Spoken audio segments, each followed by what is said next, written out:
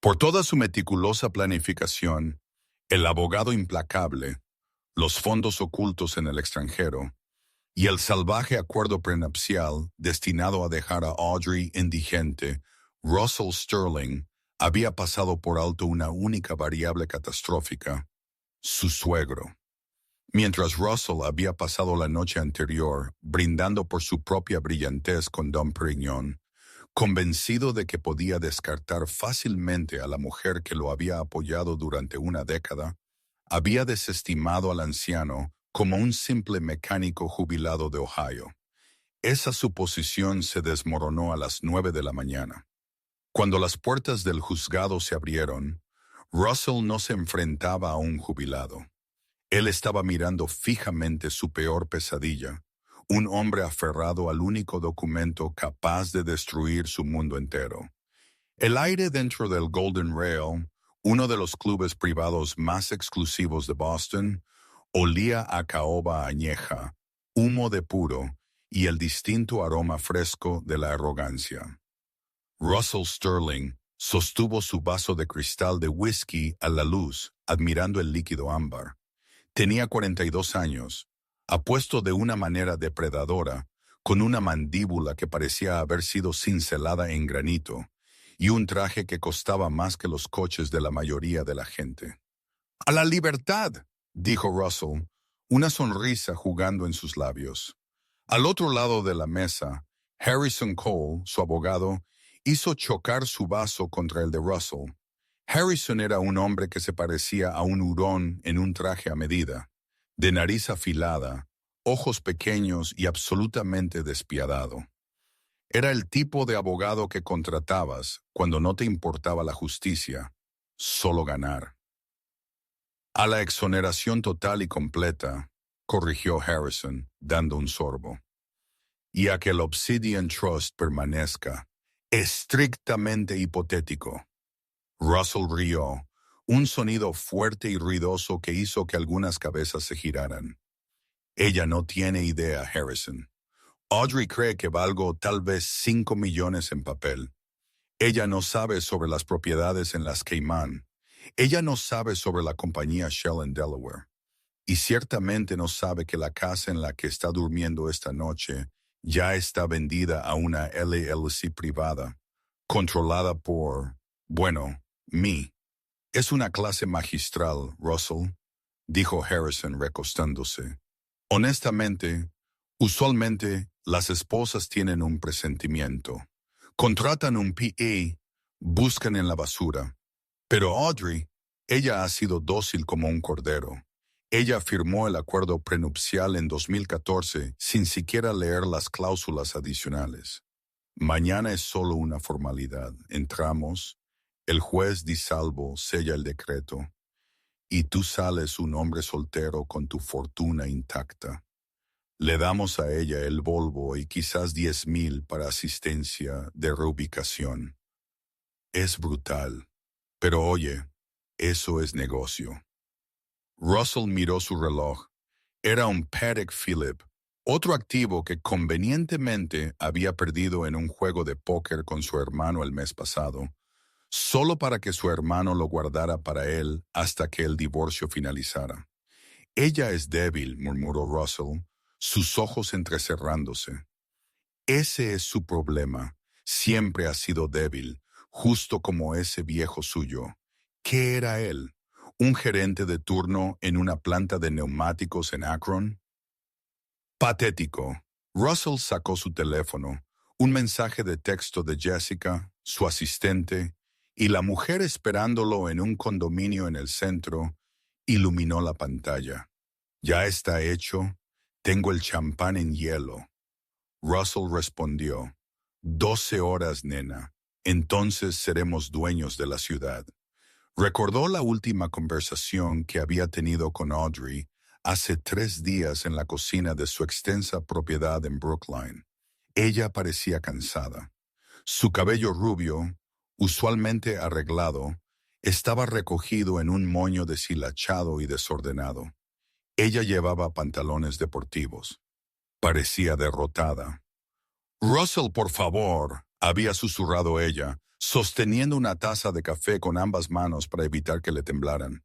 No me importa el dinero, solo quiero la casa. Es lo único estable que los niños han conocido. Los niños van a un internado en Suiza, Audrey. Él había espetado, agarrando sus llaves, y la casa es demasiado grande para ti. No puedes pagar la factura de la calefacción y mucho menos el impuesto a la propiedad. Hazte un favor, no me pelees el martes. Si peleas, te enterraré en honorarios legales hasta que vivas en una caja de cartón. Ella no había dicho una palabra después de eso. Solo miró su café. Ese fue el momento en que Russell supo que había ganado. Ella no tenía más fuerzas para pelear. Ella no tenía aliados. Su madre había fallecido hace 5 años y su padre, Arthur, era un fantasma. Un viejo que enviaba una tarjeta con un billete de $20 cada Navidad y apenas hablaba 2 palabras en la boda. Una ronda más, Russell le gritó al camarero, y traiga la botella. Bebieron hasta las 2 de la mañana. Russell fue a casa al condominio, no a la propiedad. Durmió el sueño de los justos, o al menos, el sueño de los increíblemente ricos y moralmente en bancarrota. No soñó con su esposa de 10 años. No soñó con las lágrimas que ella había llorado cuando él se perdió su aniversario por 3er año consecutivo. Soñó con el yate que iba a comprar el miércoles. Iba a llamarlo la pensión alimenticia, una última broma privada. Poco sabía él al otro lado de la ciudad, en una pequeña, tenuemente iluminada habitación de hotel en el Holiday Inn Express. Una luz seguía encendida. Audrey estaba sentada en un pequeño escritorio, con las manos entrelazadas. Sentado en la cama detrás de ella, limpiando un par de anteojos con montura de alambre con un paño de microfibra, había un hombre con una camisa de franela y jeans gastados. Arthur Holloway no parecía gran cosa, pero de nuevo, tampoco lo parecía un arma cargada hasta que se apretaba el gatillo. «Ve a dormir, Katie», dijo Arthur suavemente. Su voz era áspera, ronca por años de respirar polvo de fábrica, o eso Russell asumía. «Tengo miedo, papá», susurró Audrey. «Harrison Cole es un monstruo. Destruyó a sus últimos 3 oponentes. Russell dice que tiene al juez DiSalvo en su bolsillo». Arthur se puso los anteojos. Sus ojos eran de un azul helado y sorprendente. Ojos inteligentes, ojos peligrosos. «Deja que el señor Cole sea un monstruo», dijo Arthur, levantándose y caminando hacia su hija. Colocó una mano pesada y callosa en su hombro. «Y deja que Russell piense que es un rey». Los reyes se descuidan. Se olvidan de mirar hacia abajo a la hierba para ver dónde se esconden las serpientes. «Russell cree que eres un mecánico», Audrey dijo, una pequeña sonrisa nerviosa tocando sus labios. Arthur rió entre dientes. Fue un sonido seco, sin humor. «Fui un mecánico, Katie. Reparaba cosas rotas. Mañana vamos a reparar algo muy grande y muy roto». Miró el reloj digital barato en la mesita de noche. «Descansa. Mañana será un día muy largo para tu esposo». El Palacio de Justicia del Condado de Suffolk era un edificio imponente, todo piedra gris y miseria. Para Russell Sterling, parecía un banco donde estaba a punto de hacer un retiro masivo. Entró en la sala 4B a las 8:55 a.m., flanqueado por Harrison Cole y 2 asociados jóvenes que llevaban cajas de archivos. La intención era clara: intimidación. Querían dominar físicamente el espacio con papeleo, trajes y confianza. Russell se alisó la corbata. Miró hacia la mesa del acusado. Audrey estaba allí. Llevaba un sencillo vestido azul marino, uno que tenía desde hacía años. Parecía pequeña contra los pesados muebles de roble. A su lado estaba sentada su abogada, una mujer llamada Sarah Jenkins. Russell casi se ríe a carcajadas. Jenkins era una abogada independiente que en su mayoría manejaba infracciones de tráfico y disputas menores de custodia. Parecía encrespada, desorganizada y completamente fuera de lugar. «¿Jenkins?», Harrison le susurró a Russell, cubriéndose la boca para ocultar una mueca. «Esto va a ser un baño de sangre. Casi me siento mal».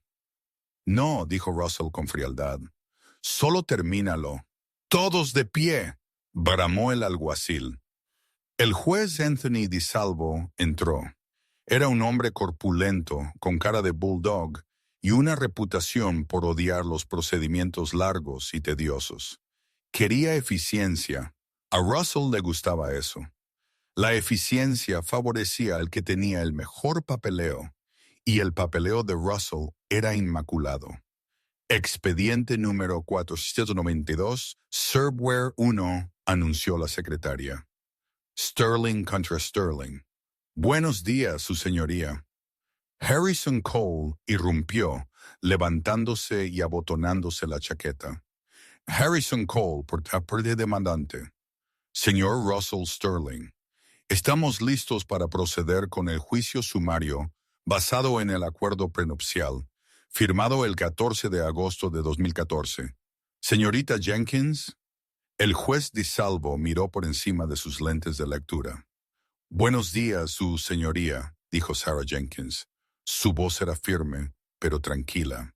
Sarah Jenkins por la parte demandada, señora Audrey Sterling. «De acuerdo», suspiró DiSalvo, revolviendo papeles. «He revisado las mociones. Señor Cole, usted afirma que los activos en cuestión, específicamente la propiedad de Brookline, la cartera con Vanguard y la colección de automóviles antiguos, son propiedad exclusiva del señor Sterling, preprotegidos por el acuerdo prenupcial». «Eso es correcto, su señoría», dijo Harrison, paseándose ligeramente. «El acuerdo es explícito. Cualquier activo adquirido a través de Sterling Industries o sus subsidiarias sigue siendo propiedad exclusiva de mi cliente». La señora Sterling renunció a sus derechos a una distribución equitativa a cambio de un pago único de $50,000 tras la disolución del matrimonio. Una ola de murmullos recorrió a las pocas personas en la galería. $50,000. Era un insulto. Ni siquiera cubriría el alquiler en Boston por un año. «Y», continuó Harrison presionando su ventaja, «tenemos evidencia de que la señora Sterling ha sido fiscalmente irresponsable durante el matrimonio, lo que hace necesaria esta estricta separación. Mi cliente ha sido el único proveedor». Russell se sentó hacia atrás, cruzando las piernas. Observó a Audrey. Ella no lo estaba mirando a él. Ella estaba mirando las puertas dobles en la parte trasera de la sala del tribunal. ¿A quién esperaba ella?, pensó Russell. ¿A su novio, algún perdedor que conoció en el gimnasio? «Señorita Jenkins», dijo el juez, ¿tiene algún contraargumento con respecto a la validez del acuerdo prenupcial? Sarah Jenkins se puso de pie. Revolvía sus papeles nerviosamente. «Su señoría, no estamos impugnando la firma en el acuerdo prenupcial». Russell sonrió con suficiencia. «Juego terminado». «Sin embargo», continuó Jenkins, «estamos impugnando la exhaustividad de la divulgación financiera proporcionada por el señor Sterling en el momento de la firma, y de hecho la divulgación financiera proporcionada a este tribunal hoy». Harrison Cole rió, un sonido corto y despectivo. «Objeción, su señoría. Esto es una expedición de pesca. Hemos proporcionado más de 4,000 páginas de documentos financieros». «La vida del señor Sterling es un libro abierto. Su señoría», dijo Jenkins, «creemos que hay activos significativos que ascienden a la mitad de 8 cifras, que han sido deliberadamente ocultados a través de una red de empresas fantasma en las Islas Caimán y Nevis». «Eso es una mentira», espetó Russell, levantándose. «Siéntese, señor Sterling», ladró el juez DiSalvo. Él miró a Jenkins. «Esa es una acusación seria, consejera. ¿Tiene pruebas?». porque si solo está dilatando, la declararé en desacato y concederé la moción del demandante de inmediato. Sí tenemos pruebas, su señoría, dijo Jenkins, pero involucra una compleja red de entidades corporativas. Me gustaría llamar a un testigo que pueda explicar la estructura de Obsidian Holdings, LLC. Russell se congeló. Obsidian sintió una fría gota de sudor deslizarse por su columna vertebral. Él nunca había pronunciado ese nombre a Audrey. Ni siquiera lo había escrito en su oficina en casa. Solo existía en un servidor seguro en Zurich y en la mente de su banquero offshore. Harrison Cole se puso rígido. Su señoría. Esto es absurdo. No hay lista de testigos. No pueden simplemente sorprendernos con... En realidad, su señoría, interrumpió Jenkins, presentamos una lista de testigos modificada esta mañana a las 8 a.m., adhiriéndonos a la regla de divulgación de emergencia de 60 minutos para refutaciones. DeSalvo revisó su pantalla de computadora. Tiene razón, señor Cole, está aquí. El juez entrecerró los ojos en la pantalla. Arthur Holloway. Russell parpadeó. Soltó un suspiro de alivio. Arthur, su papá. Russell se inclinó hacia Harrison. Está bien, susurró agresivamente. Es su padre, es un don nadie, es un obrero de fábrica jubilado, no sabe lo que es una LLC. Están desesperados, déjelo testificar. Lo destrozaré en el contrainterrogatorio yo mismo. Harrison parecía dudoso, pero asintió. Muy bien, su señoría, no tenemos nada que ocultar. Escuchemos al padre. Alguacil, llame a Arthur Holloway, dijo el juez. Las pesadas puertas dobles en la parte trasera de la sala se abrieron con un gemido. Russell se dio la vuelta en su silla giratoria, una sonrisa suficiente pegada a su rostro, listo para intimidar al anciano con una mirada. Él esperaba ver a un hombre con un traje de poliéster barato, tal vez una corbata manchada, con aspecto confundido y asustado. En cambio, el hombre que entró por las puertas se movió con el silencio y la precisión de un depredador entrando en un claro. Arthur Holloway llevaba un traje, pero no era poliéster barato, era un traje de 3 piezas de carbón que le quedaba perfectamente. Llevaba un maletín de cuero que parecía golpeado pero caro, del tipo utilizado por hombres que viajaban a lugares donde los negocios se hacían en tonos susurrados. Pero no fue la ropa lo que hizo que la sonrisa de Russell desapareciera. Fue la forma en que Arthur caminó. No arrastró los pies. Él marchó. Su cabeza estaba alta, sus ojos fijos directamente en Russell. No había miedo en esos ojos. Solo había una fría y dura promesa de violencia. Mientras Arthur pasaba la barra y se acercaba al estrado de los testigos, se detuvo por un breve segundo cerca de la mesa de Russell. No miró a su hija. Miró a Harrison Cole. «Señor Cole», dijo Arthur, su voz profunda y resonante, llegando al fondo de la sala sin micrófono. «Creo que nos conocimos en 1998. Las audiencias de Enron. Usted era un asociado junior entonces. Veo que no ha cambiado su ética, solo su tarifa de facturación». La cara de Harrison Cole se puso blanca. La sangre se le escurrió tan rápido que parecía un cadáver. «Usted», tartamudeó Harrison. Miró a Russell con el pánico encendiéndose en sus ojos. «Russell, dijiste que era un mecánico». «Lo es», siseó Russell. «Trabajó en Goodyear». Arthur subió al estrado, colocó su maletín en la repisa, se sentó y ajustó el micrófono. «Diga su nombre para el registro», dijo la secretaria. «Arthur James Holloway», dijo. «¿Y su ocupación?» Arthur miró a Russell. Una pequeña y aterradora sonrisa apareció. «Actualmente, jubilado», dijo Arthur. «Anteriormente, auditor forense senior del Servicio de Impuestos Internos, División de Crímenes Especiales, especializado en evasión fiscal offshore y recuperación de activos de alto patrimonio. El silencio que cayó sobre la sala del tribunal fue absoluto. Era el silencio de una bomba que había sido armada, con el temporizador corriendo hacia cero. Russell sintió que el estómago se le caía por el suelo. Miró a Harrison. Harrison estaba temblando. «Dijiste que era un mecánico», susurró Harrison, con la voz quebrada. «Me dijo que arreglaba cosas». Russell gritó, demasiado fuerte. «Lo hice», dijo Arthur al micrófono, respondiendo al susurro que Russell creyó privado. «Yo arreglé a personas que pensaban que estaban por encima de la ley, señor Sterling, y hoy voy a arreglarlo a usted». El juez DiSalvo se inclinó hacia adelante, el cuero de su silla crujiendo ruidosamente en el silencio atónito. Se quitó los lentes de lectura, los pulió en su toga y se los volvió a poner, mirando al hombre en el banquillo de los testigos.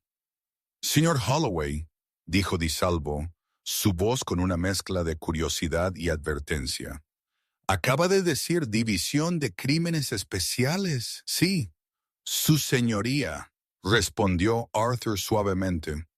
«Número de placa 499992. Pasé 30 años rastreando dinero que no quería ser encontrado. Me jubilé hace 5 años para pasar tiempo con mi hija y mis nietos. Le dije a la gente que era mecánico porque, francamente, mata la conversación en las cenas. Nadie quiere hablar con el recaudador de impuestos. Todos quieren hablar con el tipo que puede arreglar su transmisión». Russell sintió la sangre subiendo a su cabeza. Un zumbido agudo comenzó en sus oídos. Agarró el brazo de Harrison Cole, su agarre lo suficientemente fuerte como para magullar. «Haz algo», sisió Russell. «Objeción, sácalo de aquí, está mintiendo. Es un anciano senil». Harrison Cole retiró su brazo, sus ojos revoloteando por la habitación como un animal atrapado. «No puedo objetar a su ocupación, Russell. Si está perjurando, irá a la cárcel. Pero si está diciendo la verdad». Harrison tragó saliva con dificultad. «Si ese es realmente Arthur, la alcachofa». «Holloway». «¿El qué?» «Era un apodo», susurró Harrison con náuseas, «porque cuando despegas las capas de una empresa, él siempre llega al corazón. Derribó el sindicato McAllister en 04.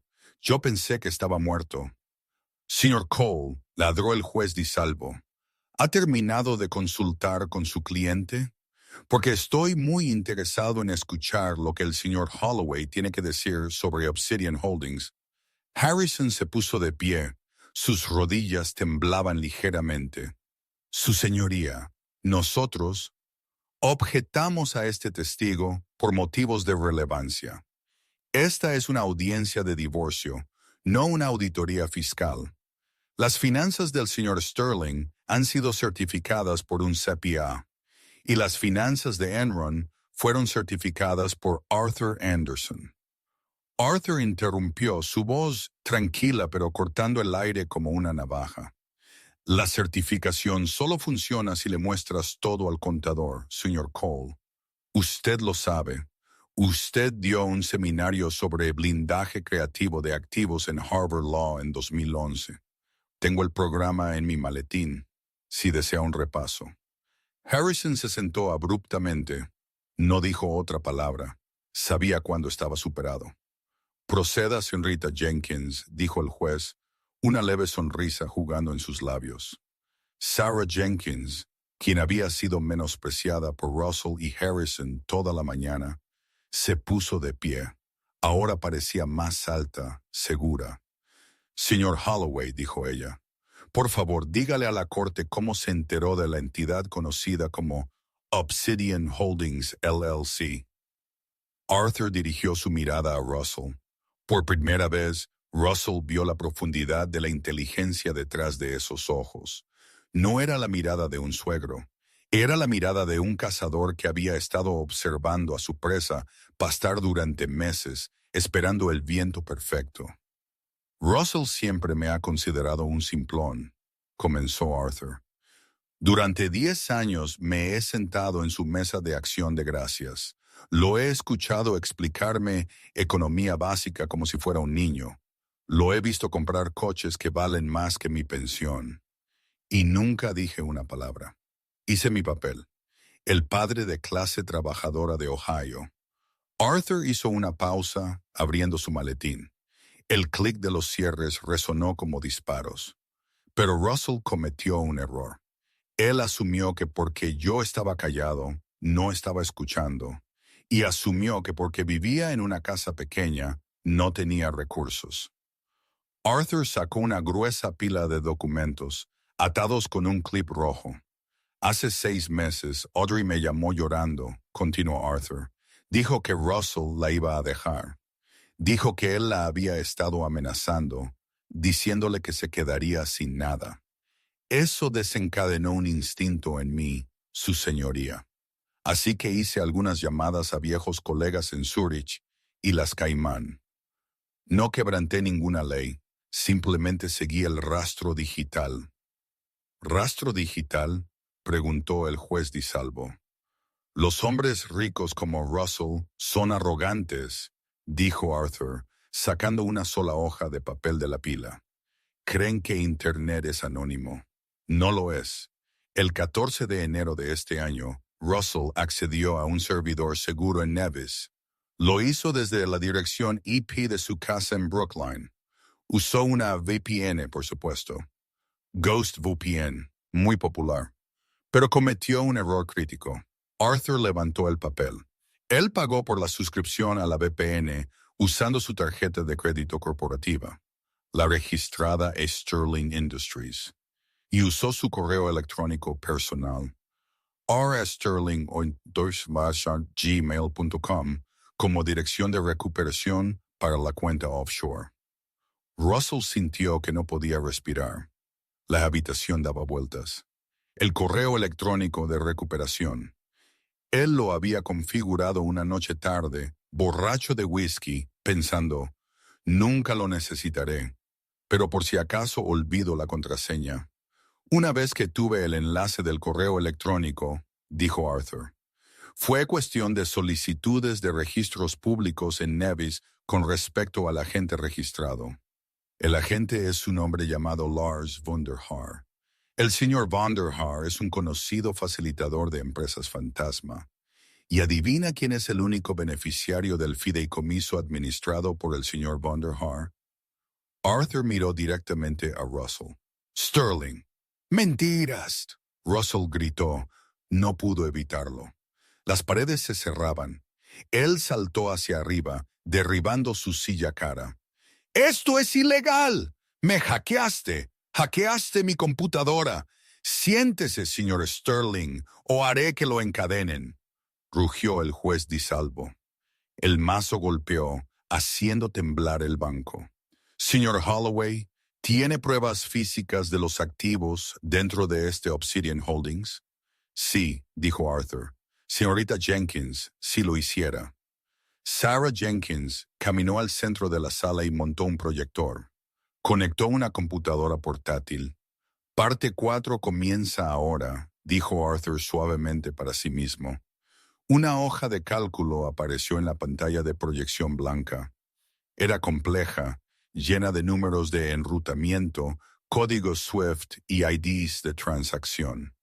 Para el laico parecía jeroglíficos.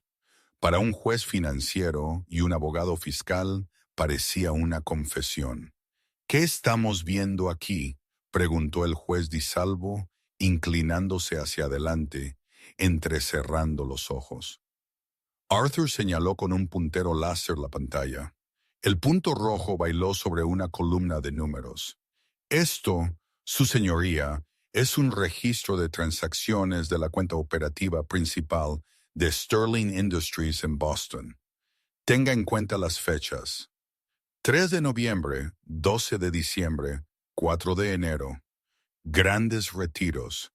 $250,000, $500,000, $1.2 millones. están etiquetados en el libro mayor corporativo como honorarios de consultoría, pagados a un proveedor llamado Global Strategic Solutions. Tengo consultores, gritó Russell, aunque su voz era más débil ahora. Nos estábamos expandiendo a Asia. Global Strategic Solutions, continuó Arthur, ignorando a Russell, es una empresa fantasma registrada en Delaware. Su dirección es un apartado postal en una tienda de UPS en Wilmington. Yo hice que un colega pasara y tomara una foto. Sarah Jenkins hizo clic en un botón. Una foto apareció en la pantalla. Era un buzón triste y solitario en un centro comercial, junto a una tintorería. No hay oficina, no hay empleados, dijo Arthur. Pero mire a dónde va el dinero después de que llega a Delaware. La diapositiva cambió. Ahora mostraba un diagrama de flujo. Desde Delaware, los fondos se transfieren por cable dentro de 24 horas a un banco en Liechtenstein. El titular de la cuenta es Obsidian Holdings, y desde allí permanece acumulando intereses, esperando que el divorcio sea finalizado. Arthur se dirigió al juez. Su señoría, el monto total transferido a Obsidian Holdings en los últimos 18 meses es de $14,300,000. Este dinero fue desviado directamente de los bienes conyugales. Es propiedad comunitaria. Russell se lo robó a su esposa e intentó ocultárselo a este tribunal. Harrison Cole tenía la cara entre las manos. Ya no tomaba notas. Probablemente le estaba calculando cuánto seguro de mala praxis tenía. Señor Cole, dijo el juez DeSalvo, su voz peligrosamente tranquila. ¿Sabía usted esto? Harrison se puso de pie de golpe. No, su señoría, absolutamente no. Mi cliente me aseguró que las divulgaciones financieras estaban completas. Me basé en su declaración jurada. Si estas acusaciones son ciertas, he sido defraudado por mi propio cliente. ¡Cobarde!, Russell le gritó a su abogado. Tú me dijiste cómo hacerlo. Dijiste, sácalo del país antes de que ella presente la demanda. La sala contuvo el aliento. Russell se tapó la boca al instante, sus ojos se abrieron de horror. Se dio cuenta de lo que acababa de hacer. En su ira, en su pánico, acababa de confesar. El juez DeSalvo miró a Russell. El juez ya no parecía enojado, parecía decepcionado. Y eso era peor. «¿Que conste en autos?», dijo el juez, hablando lentamente en su micrófono, que el demandante acaba de admitir haber transferido activos para evitar la distribución equitativa. Yo no quise decir, Russell tartamudeó. Pero no hemos terminado, su señoría, interrumpió Arthur. Porque el dinero no es solo por el divorcio. Aquí es donde se pone interesante.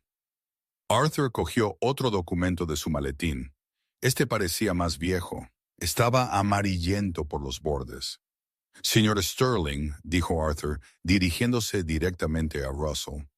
Usted recuerda el acuerdo prenupcial, ¿no? El que agitó en la cara de mi hija. El acuerdo prenupcial es inquebrantable, murmuró Russell, tratando de recuperar algo de terreno. Ella no obtiene nada. Señorita Jenkins, dijo Arthur, página 14, cláusula 7b. Sarah Jenkins entregó una copia del acuerdo prenupcial al juez. Cláusula 7b, leyó Sarah en voz alta. Incumplimiento material y penalidad.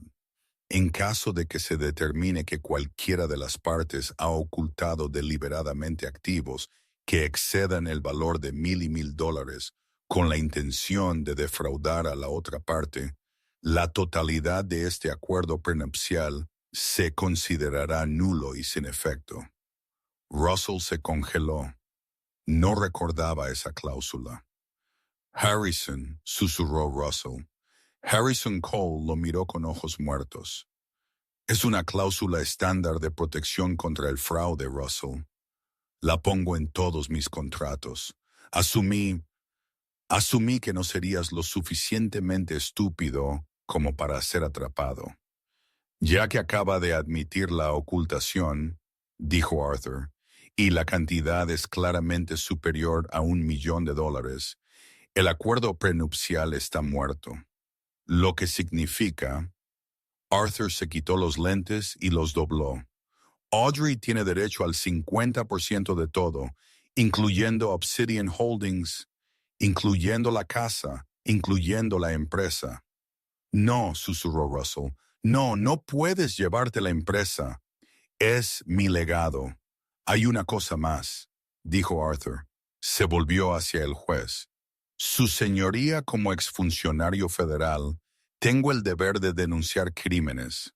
Los $14 millones en Obsidian Holdings no fueron grabados. Se declararon como gastos comerciales, honorarios de consultoría. Eso representa aproximadamente $5 millones en evasión de impuestos. Arthur sacó un pequeño sobresellado del bolsillo de su chaqueta. Me tomé la libertad de compilar un informe formal de denunciante para la División de Investigación Criminal del IRS. No lo he enviado todavía. Quería ver cómo iba hoy. Russell miró el sobre. Era blanco, modesto, y contenía el fin de su vida. Si ese sobre se envía por correo, Harrison Cole le susurró a Russell, no solo estás perdiendo tu casa, vas a la prisión federal por 5 a 7 años. Russell miró a Audrey. Ella seguía sentada en silencio, pero ahora lo miraba. Ella no sonreía, parecía triste. Lo miraba con la piedad que se podría sentir por un perro que se había metido en el tráfico. Audrey, Russell apenas pudo decir, cariño, nena, podemos hablar de esto. No necesitamos los tribunales. Podemos resolver esto. Arthur bajó del estrado de los testigos. Caminó hacia Audrey y se paró detrás de ella, sus manos en el respaldo de su silla. Un escudo de acero y franela. Señora Sterling, dijo el juez, voy a declarar un receso. Le sugiero a usted y al señor Cole que tengan una conversación muy seria sobre una oferta de acuerdo. Y cuando digo seria, quiero decir que más le vale ofrecer a la señora Sterling la luna, las estrellas y el cielo. Porque si regresa aquí y me hace fallar sobre esto, yo lo despojaré de cada centavo que tenga. Y luego, personalmente, entregaré ese sobre al fiscal de distrito. Receso por 1 hora. El mazo golpeó. Russell se desplomó en su silla. Vio a Arthur inclinarse y susurrarle algo a Audrey. Ella asintió y tomó la mano de su padre. Salieron de la sala juntos, con la cabeza en alto. Al pasar la mesa de la defensa, Arthur se detuvo. No miró a Russell. Miró el Rolex en la muñeca de Russell, el que Russell estaba escondiendo. Lindo reloj, dijo Arthur. Quizás quieras venderlo. Vas a necesitar el dinero de la fianza. La sala de conferencias adjunta a la sala 4B contrastaba fuertemente con la opulencia a la que Russell Sterling estaba acostumbrado. Era una caja sin ventanas con paredes beige rayadas, un enfriador de agua que zumbaba agresivamente y una mesa laminada que se tambaleaba si te apoyabas en ella demasiado fuerte. Russell estaba sentado a un lado con la cabeza entre las manos. Su costosa chaqueta de traje estaba colgada sobre el respaldo de la silla, ahora arrugada. La corbata que había elegido con tanto cuidado esa mañana, una Hermès de seda destinada a proyectar poder, se sentía como una soga alrededor de su cuello. Harrison Cole paseaba por la pequeña habitación, revisando frenéticamente mensajes en su BlackBerry. La apariencia de invencibilidad del abogado se había desmoronado por completo. Ya no pensaba en Russell, pensaba en su propia licencia para ejercer. Nos tienen, Russell, siseó Harrison, deteniéndose para mirar a su cliente. Nos tienen fríos. El rastro forense es innegable. Usaste la tarjeta corporativa para la VPN. Dios, ¿cómo pudiste ser tan descuidado? Eso es un error de novato 101. No te contraté para criticar mis habilidades de T.E. Harrison. Russell espetó levantando la vista. Sus ojos estaban inyectados en sangre. Te contraté para arreglar esto. Haz que desaparezca. No puedo arreglar el fraude, Russell. Harrison mantuvo su voz baja pero intensa. Esto no es una multa de estacionamiento. Admitiste en audiencia pública que moviste el dinero. Arthur Holloway está sentado ahí fuera con una acusación sellada en su bolsillo. Si ese sobre llega al correo, el IRS congela todo. Las cuentas de la empresa, tus cuentas personales, incluso el efectivo en tu billetera. No podrás comprar un paquete de chicles y mucho menos pagarme. La puerta se abrió. Russell se encogió. Esperaba al alguacil. En cambio, Sarah Jenkins entró, seguida por Audrey y Arthur. Audrey se veía diferente. El miedo que había definido su postura durante el último año se había ido. No parecía triunfante exactamente. Parecía resuelta. Se sentó frente a Russell, cruzando las manos sobre la mesa. Arthur no se sentó. Se quedó junto a la puerta, apoyándose contra el marco, con los brazos cruzados. El sobre blanco era visible en el bolsillo de su pecho, un centinela silencioso y aterrador. Aquí está la oferta, dijo Sarah Jenkins, deslizando una sola hoja de papel sobre la mesa. Harrison la tomó. Sus ojos escanearon el documento, abriéndose con cada línea. Esto es una locura, murmuró Harrison. ¿Quieres todo? No todo, corrigió Sarah con calma. Le dejamos al señor Sterling su vehículo personal, el Mercedes 2022 y su Ford Oak K, que está legalmente protegido. ¿Quieres la casa? Leyó Harrison en voz alta, su voz subiendo. Las cuentas de las Caimán, el fideicomiso de Nevis y 60% de las acciones de Sterling Industries. Esa es mi compañía. Russell golpeó la mano sobre la mesa. Mi padre fundó esa compañía. No puedes quitarme mi participación mayoritaria. Eso significa que pierdo el control de la junta. Perdiste el control cuando usaste la compañía para lavar dinero, Russell. Arthur habló desde la puerta. Su voz era tranquila, contrastando con la histeria en la habitación. Si el IRS investiga, confiscará los activos de la compañía para pagar los impuestos atrasados y las multas. La compañía estará en bancarrota en 6 meses. Tus empleados perderán sus trabajos. Las acciones caerán a cero. Arthur se acercó y golpeó el papel frente a Harrison. Esto es una muerte por compasión, Russell. Si Audrey toma el 60%, se convierte en la accionista mayoritaria. Ella puede despedirte, sí, pero no liquidará la compañía. Ella quiere preservarla para la herencia de los hijos. Ella salva el negocio. Tú te vas sin esposas. Russell miró a Audrey. Gata, por favor, no sabes cómo manejar una empresa manufacturera. La llevarás a la ruina. No la manejaré, dijo Audrey suavemente. Estoy contratando un nuevo CEO. Papá conoce a algunas personas. Russell sintió un vano latido en su sien. Así que eso es todo. Yo lo construyo y tú se lo entregas a un extraño. No lo construiste solo, Russell, dijo Audrey, su voz cobrando fuerza. Organicé cada cena. Gestioné la renovación para que pudieras refinanciar. Crié a nuestros hijos mientras tú trabajabas hasta tarde con Jessica. La mención del nombre de Jessica sacó el aire de la habitación. Russell palideció. Sé sobre ella, dijo Audrey, con lágrimas en los ojos, pero no las dejó caer. Lo sé desde hace 6 meses. Encontré los recibos del brazalete que le compraste.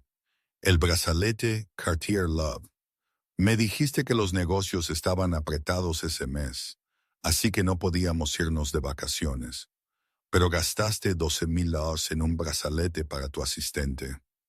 Russell miró hacia abajo, incapaz de mirarla. La vergüenza era un peso físico, presionándolo en la silla de plástico barata. La oferta no es negociable, dijo Sarah Jenkins. Usted firma el acuerdo de conciliación, admitiendo las discrepancias financieras como errores administrativos, lo que aceptaremos para el caso civil, y usted transfiere los activos de inmediato. A cambio, el señor Holloway destruye el informe del denunciante. ¿Y si no firmo?, preguntó Russell débilmente. Arthur metió la mano en su bolsillo y sacó el sobre. Lo sostuvo. Entonces volvemos a la sala del tribunal. El juez DiSalvo emite un fallo que le da todo a Audrey de todos modos, porque usted cometió perjurio. Y luego yo llevo esto por la calle al edificio federal. La elección es suya, Russell.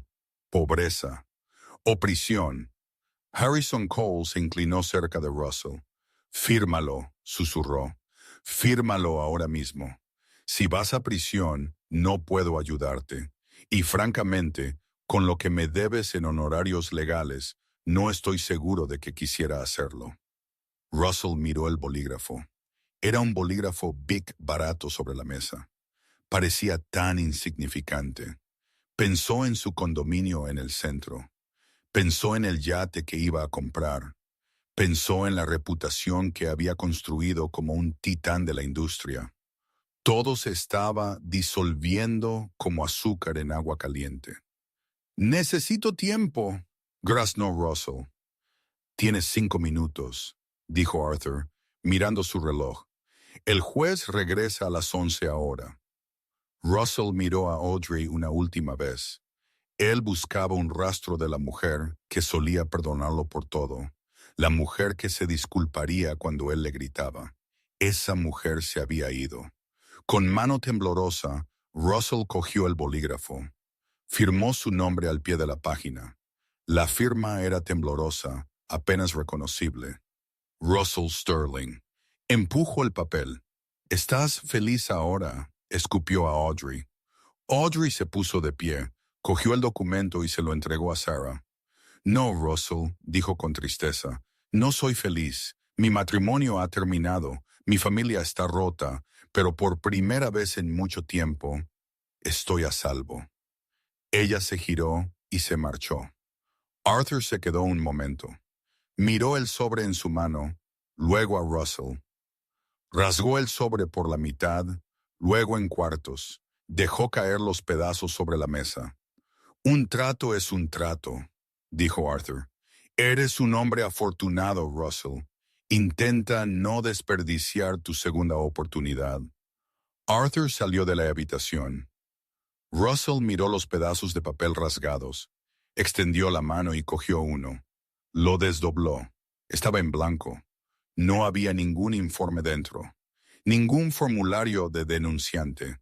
Solo hojas de papel de impresora en blanco. Él fanfarroneó. Susurró Russell. Sus ojos se abrieron con incredulidad. El viejo fanfarroneó.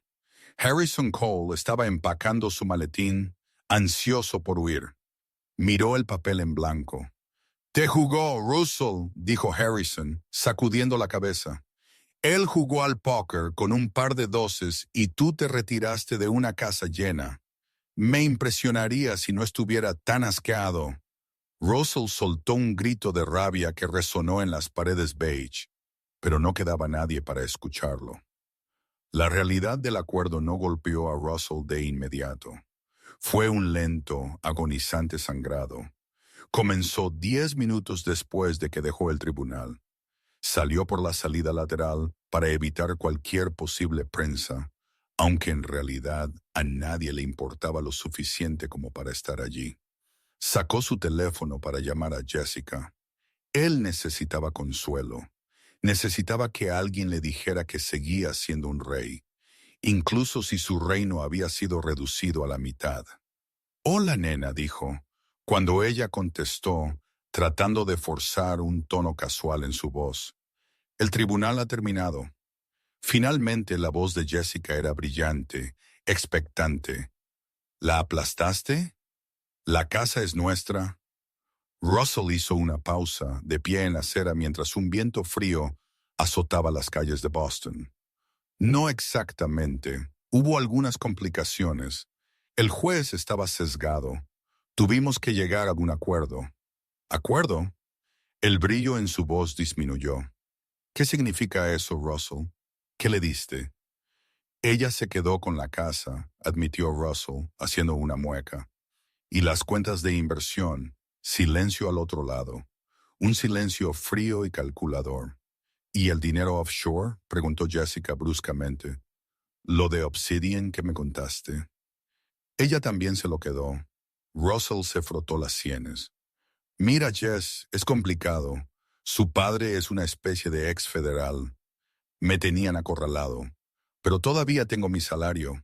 Sigo siendo el CEO. Bueno, técnicamente, ahora soy un accionista minoritario. Pero puedo reconstruir. Podemos reconstruir. Espera, dijo Jessica. Su voz era irreconocible. No era la voz de la novia amorosa.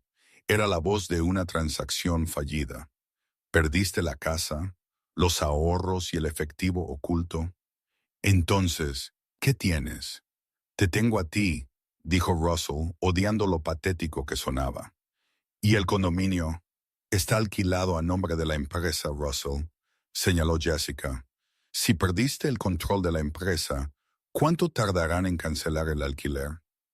Russell no había pensado en eso. No puedo hacer esto, dijo Jessica abruptamente. No voy a hacer la fase de reconstrucción. Me apunté a la fase de disfrutar los despojos. Lo siento, Russell, no vengas al condominio esta noche. Tendré mis cosas fuera para las 5 a más tardar. Jessica, Jess, clic. Ella colgó. Así sin más. 2 años de amor se esfumaron en el momento en que el balance se puso en números rojos. Russell se quedó en la esquina de Tremont Street, sosteniendo un teléfono que se sentía como un ladrillo. Caminó hacia su coche. Al menos todavía tenía el Mercedes. Abrió la puerta y se hundió en el asiento de cuero. Olía a coche nuevo y colonia rancia. Encendió el motor, pero antes de que pudiera ponerlo en marcha, su teléfono sonó. Una notificación de correo electrónico. De depto. Sterling Industries. Asunto. Aviso de reunión especial de la Junta. Estimado señor Sterling, a solicitud del nuevo accionista mayoritario, se ha programado una reunión obligatoria de la Junta Directiva para mañana a las 9:30 a.m. El único punto de la agenda es la reestructuración del liderazgo ejecutivo. Su asistencia es obligatoria. Reestructuración, murmuró Russell. Eso era lenguaje corporativo para estás despedido. Condujo. No sabía a dónde iba. No podía ir a la propiedad en Brookline. Esa era de Audrey ahora. No podía ir al condominio. Jessica estaba empacando. Instintivamente condujo hacia el Golden Rail. Necesitaba una copa. Necesitaba estar rodeado de hombres que lo respetaran. Hombres que no supieran que era un fracaso. Se acercó al ballet. El joven asistente, un chico llamado Leo, a quien Russell solía darle buenas propinas, abrió la puerta. Buenas tardes, señor Sterling. ¿Día difícil?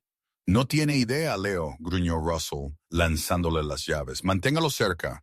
Entró al club. La caoba, el humo, el olor a dinero. Todo estaba allí. Se sentó en el bar. Macallan 25, pidió Russell. El camarero, un hombre llamado Thomas, que había servido a Russell durante una década, dudó. Parecía incómodo. Señor Sterling, dijo Thomas en voz baja, me temo que su membresía ha sido marcada. ¿Marcada? Russell rió incrédulo. Pago mis cuotas anualmente. $50,000 al año. ¿De qué está hablando? No son las cuotas, señor. Thomas se inclinó, bajando la voz a un susurro. El comité de estatutos se reunió hace una hora. Aparentemente, las noticias de los procedimientos judiciales se filtraron, específicamente la admisión de fraude. La sangre de Russell se heló. Harrison. Tenía que ser Harrison. Esa serpiente se estaba distanciando difundiendo la noticia primero, pintándose a sí mismo como la víctima de un cliente mentiroso. El club tiene una estricta cláusula de moralidad con respecto a los delitos financieros, dijo Thomas disculpándose. Han suspendido sus privilegios a la espera de una revisión formal. Yo no puedo atenderlo, señor. Las cabezas se giraban. Hombres con los que Russell había jugado al golf, hombres con los que había hecho tratos, lo miraban. Ya no lo miraban con admiración, lo miraban con esa mezcla específica de curiosidad y asco reservada para los contagiosos. Russell se puso de pie. Sus piernas se sentían débiles. Bien, gruñó, tratando de salvar un trozo de dignidad. Este lugar ha ido cuesta abajo de todos modos. Salió furioso. Esperó su coche, golpeando el pie, sintiendo la mirada del valet sobre él. Cuando el Mercedes se detuvo, Russell abrió la puerta de golpe. Condujo sin rumbo durante horas. Al atardecer, convirtiendo el horizonte de Boston en una silueta de dientes irregulares, Russell se dio cuenta de que no tenía a dónde ir. Revisó su cuenta bancaria en su teléfono. Las cuentas conjuntas habían sido congeladas por la orden judicial pendiente de transferencia. Su cuenta personal tenía 400 sótolos. Eso era todo. Esa era la suma total de la vida de Russell Sterling. Se detuvo en el estacionamiento de un motel cerca de la I-93. No era el Holiday Inn Express donde se había alojado Audrey. Era peor. El letrero de neón zumbaba con una E moribunda. Pagó en efectivo por una habitación. La habitación olía a cigarrillos y moho. Russell se sentó en el borde del colchón hundido. Él se aflojó la corbata de Hermès, que costaba más que una semana de estancia en este motel. Se llevó la cabeza a las manos, y por primera vez en 30 años, Russell Sterling lloró. No lloró por Audrey, no lloró por sus hijos, lloró por sí mismo. Lloró por el yate que nunca poseería. Lloró por el reflejo en el espejo que ya no podía soportar mirar. Pero la noche no había terminado.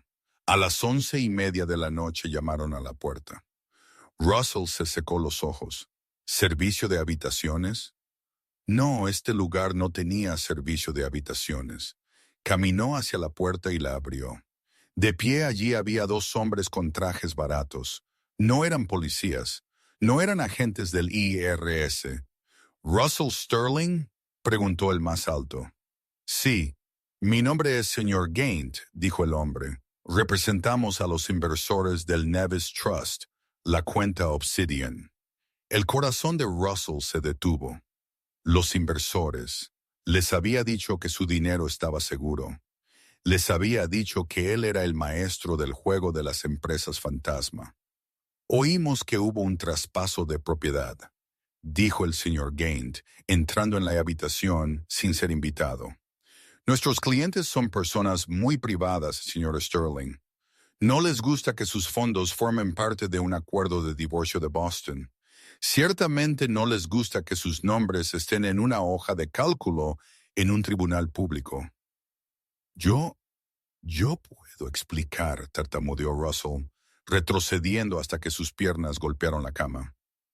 No hay necesidad de explicar, dijo el hombre, cerrando la puerta detrás de él. Solo estamos aquí para discutir el calendario de pago, porque usted le debe a nuestros clientes $4 millones, y a diferencia del banco, no cobramos intereses. El hombre sonrió, pero no le llegó a los ojos. Cobramos de otras maneras. Había pasado un año desde la noche en que las esposas se cerraron en las muñecas de Beatrice Harrington. El viento otoñal barrió los Hamptons, pero ya no silbaba a través de los barrotes de hierro de una puerta cerrada. La imponente valla perimetral de 10 pies de la finca Harrington había desaparecido. En su lugar se erigía un acogedor arco de madera, y el camino de grava, una vez reservado para limusinas y silencio, ahora estaba lleno del amarillo brillante de los autobuses escolares. Sarah Blackwood salió de su coche. Hizo una pausa, respirando profundamente el aire fresco. Había pasado la mañana en una sala de juntas con paredes de cristal en Manhattan, mirando fijamente a Preston Clyde hasta que finalmente firmó los papeles de adquisición. El tiburón se había rendido. Sarah había asegurado las rutas de envío, no gritando, sino aprovechando silenciosamente los datos ambientales que había adquirido. Ahora era una multimillonaria, una titán de la industria, pero aquí, en este césped, era solo Sarah. Son más ruidosas que las viejas fiestas en el jardín, señaló una voz ronca. Arthur Sterling estaba sentado en la veranda en su silla de ruedas, con una manta de tartán sobre las rodillas, y significativamente menos aburridas. Sarah sonrió, subiendo los escalones para unirse a él. El Centro de Artes Mary Ann Blackwood está oficialmente a plena capacidad, Arthur. Hoy tenemos 200 niños de la ciudad aquí. Pintura, música, codificación. Están respirando aire fresco por primera vez en sus vidas. Pudiste haber vendido esta tierra por una fortuna, le recordó Arthur, aunque sus ojos brillaban con orgullo. Tengo una fortuna, dijo Sarah simplemente. Quería un hogar. Encima de la puerta principal, el escudo de Harrington había sido cincelado. En su lugar había una sencilla placa dedicada a la madre de Sarah. La casa, que había sido un monumento a la codicia, ahora era un santuario. De repente, un alboroto cerca de la fuente llamó la atención de Sarah. Un niño, quizás de 7 años, corría con un estuche de violín. Tropezó con sus propios cordones y cayó de bruces sobre el pavimento. El estuche resonó ruidosamente. El niño se congeló. Se acurrucó, encogiéndose, esperando que comenzaran los gritos. Era una reacción que Sarah conocía demasiado bien. Fue de la misma manera que ella se había encogido cuando el jarrón se hizo pedazos hace un año. Sarah no dudó. Se acercó y se arrodilló sobre el pavimento, arruinando las rodillas de sus pantalones a medida. «Oye», susurró, «¿estás bien?» El niño levantó la vista, con lágrimas aterradoras en los ojos. «Me caí. Lo siento. Lo siento. Está bien», dijo Sarah, su voz firme y cálida. «En esta casa no nos metemos en problemas por accidentes. Nosotros simplemente nos levantamos». Le ató los cordones de los zapatos. «Anda, haz algo de música». El niño sonrió, el miedo se desvaneció y salió corriendo. Arthur la vio regresar al porche. «¿Sabes? Recibí una carta de la prisión correccional de Bedford Hills hoy». La expresión de Sarah se endureció ligeramente. «¿Beatriz?» Ella afirma que es una prisionera política», suspiró Arthur. «Todavía está escribiendo cartas al gobernador, exigiendo un indulto. Se niega a trabajar en la lavandería porque el detergente le arruina las manos». «Déjala escribir», dijo Sarah. «Ella tiene 3 años para pensarlo». «¿Y Russell?» «Está en Jersey City», informó Arthur. «Perdió el trabajo en el lavado de coches. Ahora reparte comida para DoorDash en bicicleta». Aparentemente, ayer recibió una mala reseña por comerse las patatas fritas de un cliente. Sarah soltó una risa corta y aguda. «La realidad es una maestra dura. Los conquistaste, Sarah. Tomaste su castillo». «No», le corrigió Sarah mirando a su abuela, Martha, que estaba sentada en un banco leyendo a un grupo de niños pequeños. «No tomé su castillo, simplemente abrí las puertas». Martha levantó la vista y saludó. Parecía 10 años más joven, su condición cardíaca manejada por los mejores médicos que el dinero podía comprar. Le había dicho a Sarah una vez que el nombre Blackwood era un fuego, pero Sarah no se había quemado. Había usado el fuego para mantener calientes a otros. Sarah miró la casa. Ya no daba miedo. No era un símbolo de su opresión. Era solo un edificio lleno de ruido y vida, y un potencial desordenado y hermoso. La criada que había sido arrojada a la lluvia había regresado como propietaria, pero no se había convertido en una Harrington. Había permanecido siendo una Bennett. «Vamos, Arthur», dijo Sarah, agarrando las asas de su silla de ruedas. «Entremos. Creo que los niños van a dar un concierto y no quiero perderme el número de apertura». Y esa es la historia de Sarah Blackwood. Sirve como un poderoso recordatorio de que la verdadera nobleza no se define por tu linaje o tu cuenta bancaria, sino por cómo tratas a las personas cuando crees que no tienes nada que perder. Los Harrington lo tenían todo: dinero, estatus, poder, y lo perdieron todo porque carecían de humanidad básica. Sarah no tenía nada más que su dignidad, y resultó ser el activo más valioso de todos. Ella demostró que puedes caminar a través del fuego de la venganza sin quemarte, siempre y cuando recuerdes quién eres. Los Harrington construyeron muros para mantener a la gente fuera. Sarah construyó mesas para invitar a la gente. Ese es el único legado que importa. ¡Qué viaje tan increíble! Desde la entrada de servicio hasta la sala de juntas. ¿Qué piensas? ¿Russell merecía un castigo más duro? ¿O es entregar patatas fritas tibias bajo la lluvia la justicia definitiva para un hombre que solía burlarse de la clase trabajadora? Déjame saber tus pensamientos en los comentarios de abajo. Me encanta leer tus teorías. Si disfrutaste esta historia de justicia servida fría, por favor, dale a ese botón de me gusta. Realmente ayuda a que el canal crezca. Y si aún no lo has hecho, dale a suscribirte y activa las notificaciones. Tenemos una historia masiva la próxima semana sobre un novio que expuso los secretos de su novia en el altar. No querrás perderte el